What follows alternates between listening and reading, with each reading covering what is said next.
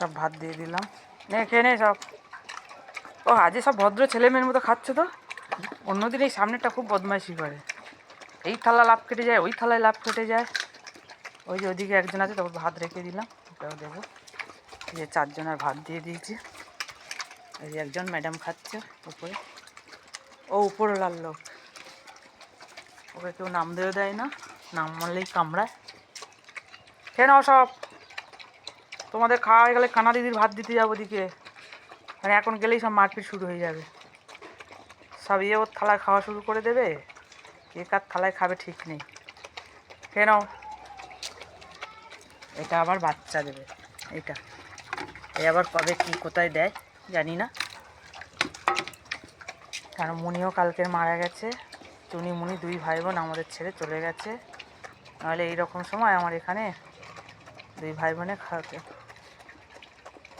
ওদের জন্য মনটা খুব খারাপ লাগছে।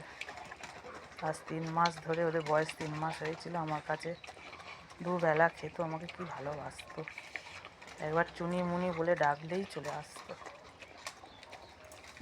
আর কী করবো, ভগবানের কাছে প্রার্থনা করি ওরা যেন ভালো জীব আর হয় না, ভগবান যেন অন্য কিছু জন্মগ্রহণ করে পাঠায়।